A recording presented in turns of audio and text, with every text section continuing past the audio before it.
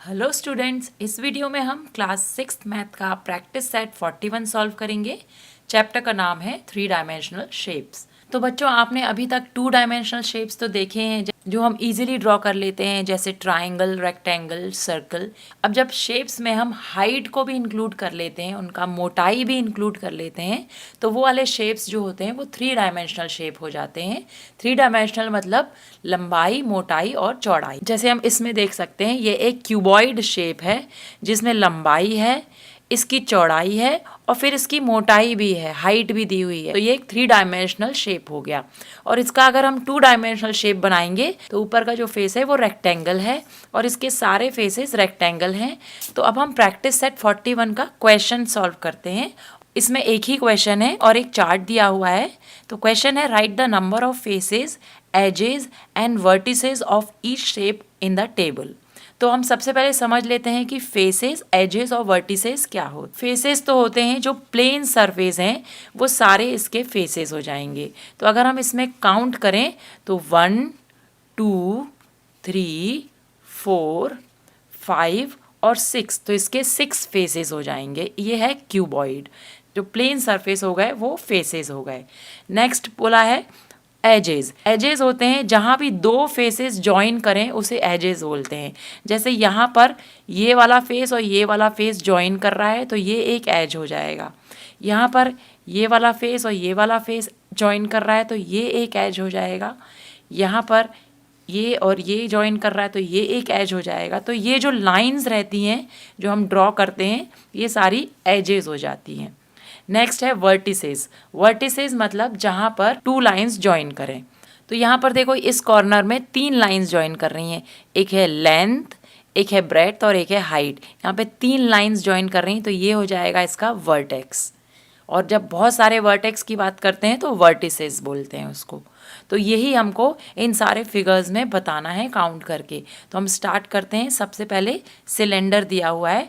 तो सिलेंडर में हम देख रहे हैं कि इसको अगर हम ड्रॉ करें 2 डायमेंशनल शेप में, तो यहाँ एक सर्कल है, यहाँ एक सर्कल है, और अगर हम इस लंबे पार्ट को ड्रॉ करें तो ये एक रेक्टेंगल बन जाएगा। तो इसके फेसेस अब हम काउंट करते हैं। तो एक हो जाएगा रेक्टेंगल वाला फेस, एक हो जाएगा सर्कल वाला फेस और एक और नीचे के सर्कल वाला फेस। तो इसमें 3 फेसेस हो जाएंगे, जिसमें से 2 हमारे सर्कुलर फेसेस हैं या कर्व्ड फेसेस हैं जिसमें सर्कल है, और एक हमारा फ्लैट सरफेस है जिसे फ्लैट फेस बोलेंगे। तो हम यहाँ पे आंसर में लिख लेते हैं, चार्ट में फिल कर लेते हैं 3 फेसेस, और इसमें हम यहाँ पे नीचे लिख भी लेते हैं सिलेंडर में 2 curved plus 1 flat. 2 curved face है और 1 फ्लैट फेस है। ये हमारा हो गया सिलेंडर का फर्स्ट कॉलम। अब हम सेकंड वाले में आते हैं, वर्टिसेस। जैसे अभी हमने समझा था, वर्टिसेस यहाँ पे साइड्स ज्वाइन करें। तो यहाँ पर हम देख रहे हैं कि सिलेंडर में कोई भी ऐसा पॉइंट नहीं है जहाँ साइड्स ज्वाइन कर रही हैं। यहाँ पर ज्वाइन कर रहे हैं लेकिन ये वर्टेक्स नहीं है क्योंकि यहाँ पे पॉइंट नहीं है। यहाँ पर एज हो जाएगा, ये कर्व्ड एज हो जाएगा, ये वर्टेक्स नहीं होगा। तो इसमें वर्टेक्स हो जाएंगे 0।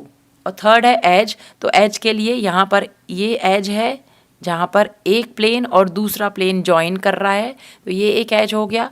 और नीचे वाले सर्कल के लिए भी सेम, एक प्लेन और दूसरा प्लेन जॉइन कर रहा है तो दूसरी एज हो गई। तो इसमें 2 एज हो जाएंगे। नेक्स्ट हम कोन में आते हैं।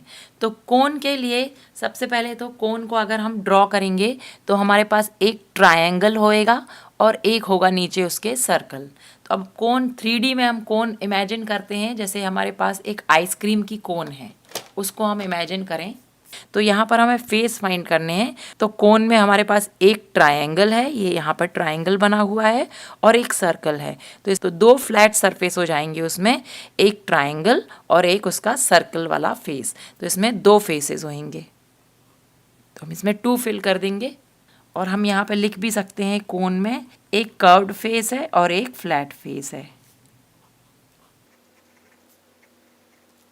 नेक्स्ट है वर्टिसेस। तो वर्टिसेस इसमें हमें दिखाई दे रहा है कि वर्टिसेस मतलब जहाँ पर भी 2 साइड्स ज्वाइन करें। तो यहाँ पे ट्राइंगल की दोनों साइड्स ऊपर टॉप पे ज्वाइन करती हैं तो ये एक वर्टेक्स हो जाएगा। इसके वर्टिसेस हो जाएंगे 1। तो हम यहाँ पे 1 फिल कर देंगे इस चार्ट में। और एजेस पूछा है। एजेस मतलब होता है जहाँ पर फेसेस जॉइन करें। तो यहाँ पर हम देख रहे हैं एज के लिए कि ये पूरा राउंड है, यहाँ पे कोई भी एज नहीं है। ओनली यहाँ पर जब सर्कल एक फ्लैट फेस और ट्रायंगल से मीट करता है, यहाँ पर एक ट्रायंगल और एक सर्कल जब मीट करता है तब एक एज मिलता है हमें। यहाँ पर ये पतला सी लाइन जो होएगी ये एज होएगी, तो इसमें एक एज होएगा कोन में, तो हम उसमें एक फिल कर देते हैं। नेक्स्ट हम आते हैं पेंटागोनल पिरामिड में। अब पेंटागोनल पिरामिड जो है इसके नाम से ही पता चल रहा है हमें, पेंटागोनल मतलब पेंटागन। पेंटागन होता है 5 साइडेड फिगर, मतलब इसका जो बेस रहेगा उसमें 5 साइड्स होंगी। जैसे यहाँ पे देखिए ये पेंटागन बना हुआ है नीचे बेस में, और इस पेंटागन के ऊपर फिर ट्रायंगल्स रखे हुए हैं, तो ये कहलाता है पेंटागोनल पिरामिड। मतलब इसके जो सारे जो फेसेस रहते हैं वो तो ट्रायंगल होते हैं, लेकिन जो बेस का फेस रहता है वो पेंटागन होता है। तो अब इसमें हमें फेसेस चेक करने हैं।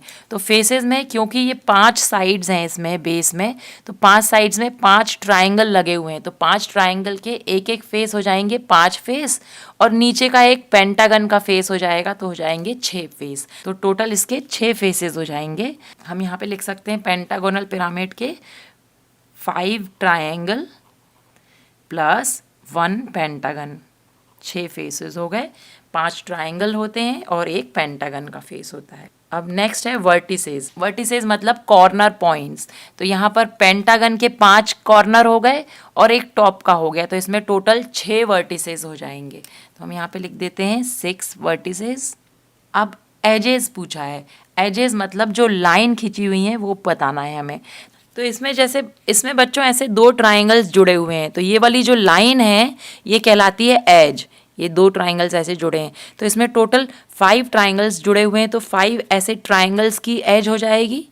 इसके अलावा नीचे पेंटागन की साइड भी ट्राइंगल्स के बेस से जुड़ी हुई है, तो ऐसे 5 साइड से 5 ट्राइंगल्स हैं, तो 5 उसकी ये वाली एज हो जाएंगी। तो टोटल इसकी 10 एजेस हो जाएंगी।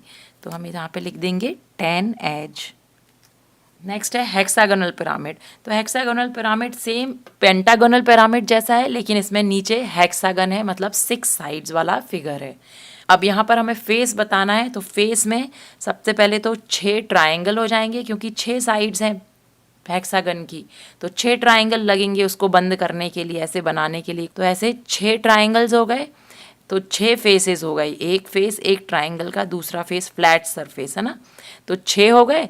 इसके अलावा नीचे बेस में एक हेक्सागन होगा, तो उसको मिला के हो जाएंगे 7।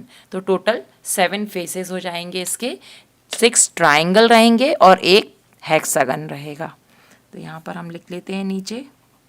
ये ज़रूरी नहीं है लिखना, लेकिन हमारे समझने के लिए हम लिख लेते हैं कि हेक्सागोनल पिरामिड में 6 ट्रायंगल रहते हैं और एक हेक्सागोनल फेस। अब वर्टिसेस, तो वर्टिसेस हो जाएंगे इसमें 6 वर्टेक्स जो हेक्सागन के होते हैं। यहाँ पे लाइंस जहाँ ज्वाइन कर रही हैं 6 पॉइंट वो हो जाएंगे, और ऊपर एक, तो टोटल 7 वर्टेक्स हो जाएंगे या 7 वर्टिसेस हो जाएंगे। इसके अलावा एजेस बताना है। एजेस मतलब जो लाइन खींची हुई हैं वो बताना है हमें। तो टोटल इसमें हो जाएंगी, क्योंकि ये 6 ट्राइंगल हैं, तो 6 ट्राइंगल्स की 6 लाइन, और नीचे की जो हेक्सागन की लाइंस हैं वो भी ज्वाइन होएंगी, तो 6 हो जाएंगी हेक्सागन की लाइंस। तो टोटल 12 एजेस हो जाएंगी। नेक्स्ट है हेक्सागोनल प्रिज्म। जैसे हमने प्रिज्म देखा है, रेक्टेंगुलर प्रिज्म या क्यूबॉइड, ये एक रेक्टेंगल प्रिज्म है। एक रेक्टेंगल है, उसको हर साइड से बढ़ा दो तो वो रेक्टेंगुलर प्रिज्म बन गया। ऐसे ही हेक्सागोनल प्रिज्म के लिए हेक्सागन बनाओ और उसको हर साइड से बढ़ा दो, तो वो हो जाएगा हेक्सागोनल प्रिज्म। तो उसमें अब हम फेसेस चेक करते हैं। क्योंकि वो हेक्सागोनल प्रिज्म है तो उसके 6 साइड्स रहेंगी, तो 6 साइड्स के 6 फेसेस हो जाएंगे, ऐसे 6 साइड्स ऐसे लगे हुए। उसके अलावा ऊपर का और नीचे का दोनों ऐड करेंगे तो टोटल 8 फेसेस हो जाएंगे हेक्सागोनल प्रिज्म में। 8 फेसेस, जिसमें से 6 जो रहेंगे वो रेक्टेंगल रहेंगे और ऊपर और नीचे के हेक्सागन रहेंगे। तो यहाँ पर हम इसको लिख लेते हैं हेक्सागोनल प्रिज्म, 6 रेक्टेंगुलर और 2 हो जाएंगे हमारे हेक्सागन के, हेक्सागोनल। टोटल 8 फेसेस हो गए। इसके अलावा वर्टिसेस बतानी है। वर्टिसेस मतलब जो पॉइंट्स हैं जितने भी, वो हमें सारे काउंट करके बताना है। तो यहाँ पर हो जाएंगे ऊपर टॉप में 6 और नीचे बॉटम में 6, तो टोटल 12 वर्टिसेस हो जाएंगे। अब हमें एजेस बताना है। एजेस मतलब जितनी भी लाइन खींची हुई हैं वो बताना है। तो ऊपर की 6 हो गई, नीचे की 6 हो गई, और फिर उनकी बीच में भी 6 ज्वाइन करी हुई रहेंगी, तो 6 3 ज़ा 18 लाइन्स हो जाएंगी टोटल। तो ये लाइन्स या एजेस हो जाएंगी 18। अब नेक्स्ट लास्ट वाला देख लेते हैं हम, पेंटागोनल प्रिज्म।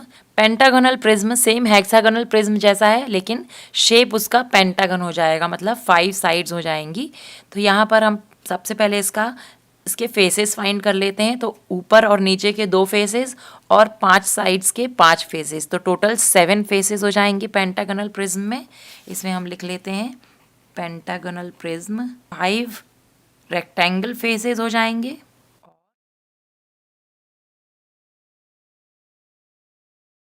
टोटल हो जाएंगे 7 फेस। अब वर्टिसेस बाइंड करना है हमें। वर्टिसेस मतलब होता है पॉइंट्स जहाँ पे साइड्स जुड़ती हैं, 2 से ज़्यादा साइड्स जुड़ रही हैं। तो यहाँ पर ऊपर के हम देखेंगे 1 2 3 4 5, ऐसे ही नीचे के 5 हो जाएंगे, तो टोटल 10 वर्टिसेस हो जाएंगे इसके। अब एजेस फाइंड करना है। एजेस मतलब कि जो लाइन खींची हुई है वो एजेस कहलाएंगी। ऊपर की 5, नीचे की 5 और बीच में भी 5 जो खड़ी डंडियां हैं वो जुड़ी हुई हैं, तो टोटल 15 इसमें एजेस हो जाएंगी। तो यहाँ पर पेंटागोनल प्रिज्म की एजेस हो जाएंगी 15। तो इस प्रकार बच्चों आपको समझ के इसे फिल करना है। अगर आप एक शेप को समझ लोगे तो आप किसी भी शेप में ये चीज़ें फाइंड कर सकते हो। तो यहाँ पर हमारा प्रैक्टिस सेट 41 फिनिश होता है।